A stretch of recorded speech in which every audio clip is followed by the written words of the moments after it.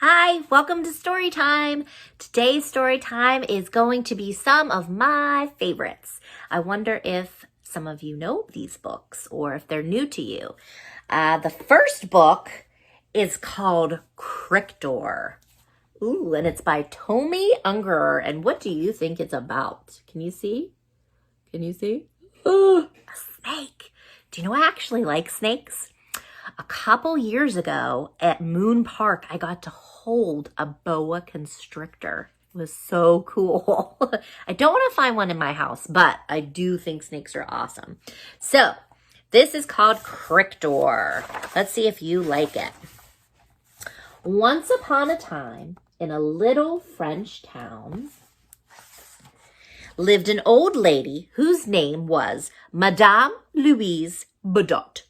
She had one son who was in Africa, and he was studying reptiles. One morning, the mailman brought her a peculiar O-shaped box. Madame Bedot screamed when she opened it. What do you think it was? What do you think? A donut? No, it was a snake. It was a snake that her son had sent her for her birthday. Now, even though I think snakes are cool, I don't think I'd want to get one in the mail for a birthday present. Would you? That'd be scary. To make sure it was not a poisonous snake, she went to the zoo. She identified it as a boa constrictor, so she called her animal Cricktor. Madame Bedot mothered her new pet, feeding it bottles of milk. Oh, look at that. She researched it and found out it was a boa, and there she is, giving it a little bottle. She bought palm trees so Cricktor could really feel at home. As dogs do when they're happy, he even wagged his tail. Look at him wagging his tail right there. You like that?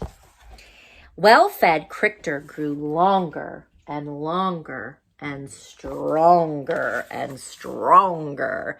The boa followed his mistress when she went shopping. Everyone was astonished. Madame Bedot knitted a long woolen sweater for her pet to wear on cold days. Look at that. Cricktor also had a warm, comfortable bed. There he would dream happily under his palm tree. Look how long his bed is. In the winter, it was fun for Cricktor to wiggle in the snow. Madame Bedot taught at the public school, and one day she decided to take Cricktor to her classes. Oh boy. Oh boy. Soon, Cricktor learned to shape the alphabet in his own way. Look at this. S as in snake, E as in elephant, N as in nothing, O as in oui, L as in lion, M as in man, G as in glass, and W as in whale. He could count too, forming figures.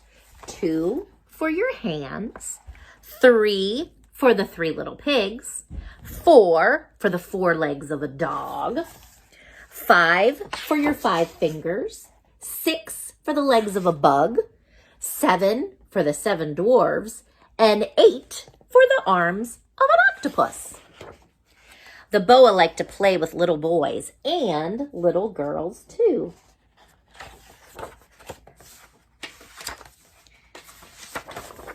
He helped the Boy Scouts learn knots. Cricktor was a very helpful snake.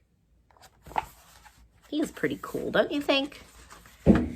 One day in a sidewalk cafe, Madame Bedot heard from a friend at the next table that there had been a series of thefts in the town.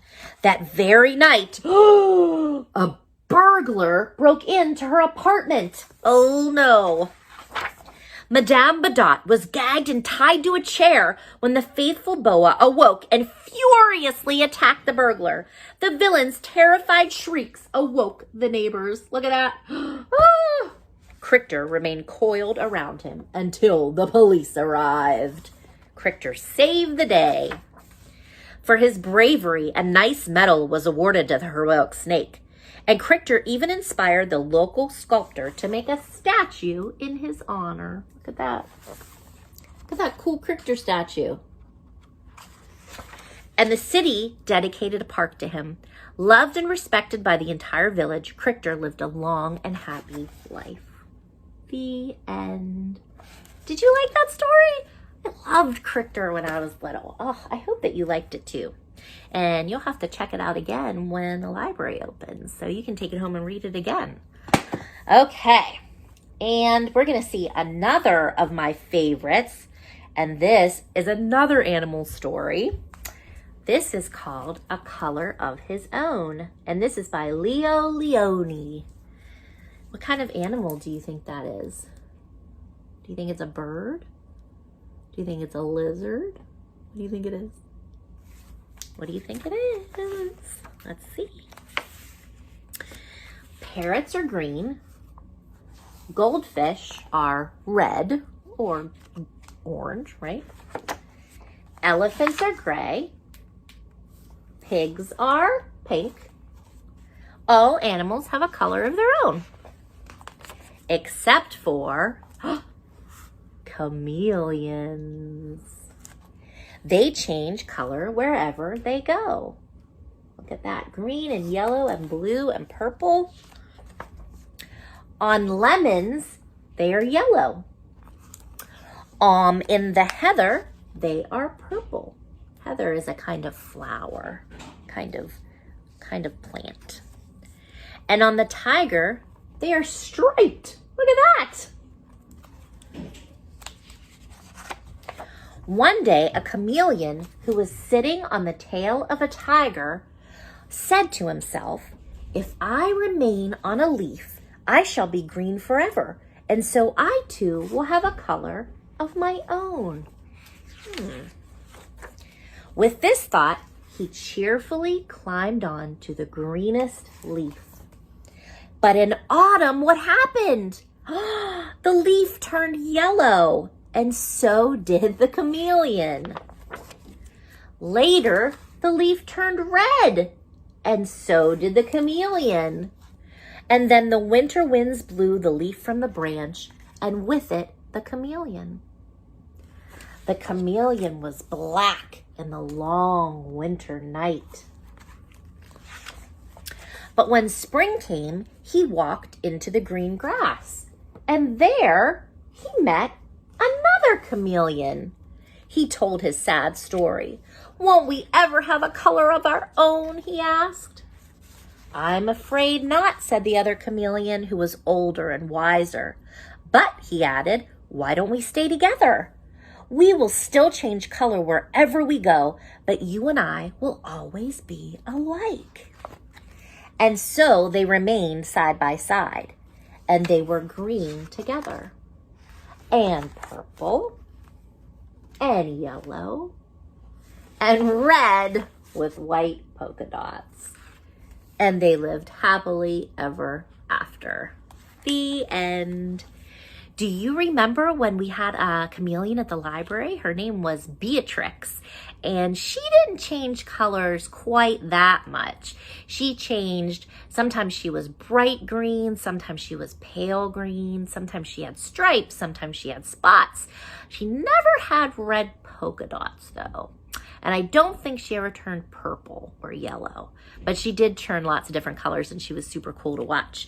So you should have mom or dad look online and find some pictures of real chameleons so you can check them out and see how they change color.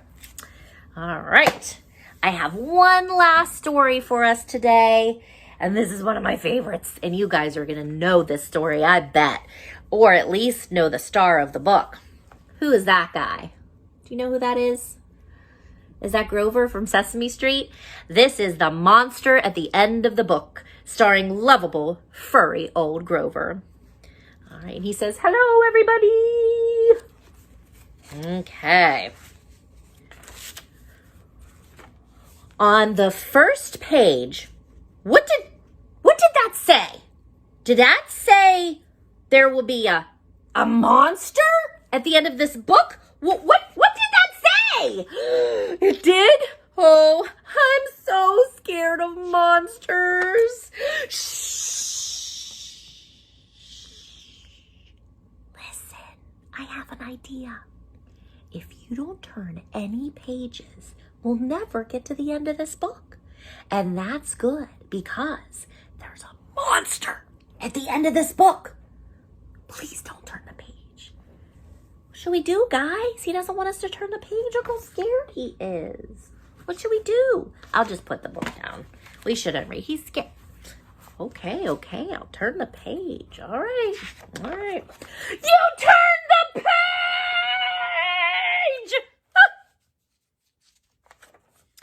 Maybe you do not understand. You see, turning pages will bring us to the end of this book.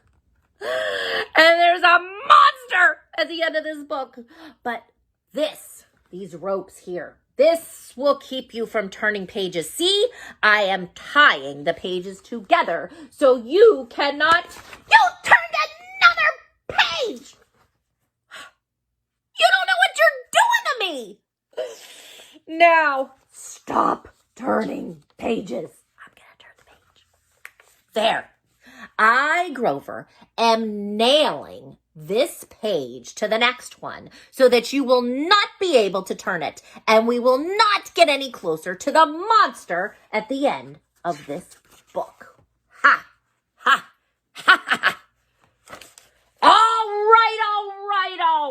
right. Do you know that every time you turn another page, you not only get it closer to the monster at the end of the book, but you make a terrible mess. This will stop you from turning pages. A heavy, thick, solid, strong brick wall. I would just like to see you try to turn this page.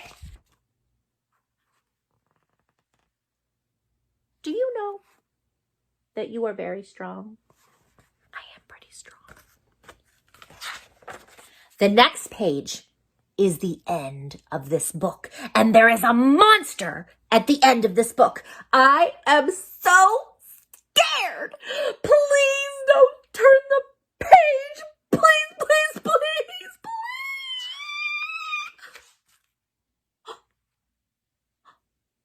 Well, look at that. This is the end of the book, and the only one here is me. I, lovable, furry old Grover, am the monster at the end of this book. And you were so scared. I told you there was nothing to be scared about. Oh, I'm so embarrassed. The end. That's such a silly, fun story. I hope you enjoyed Storytime, and we will see you next time. Bye!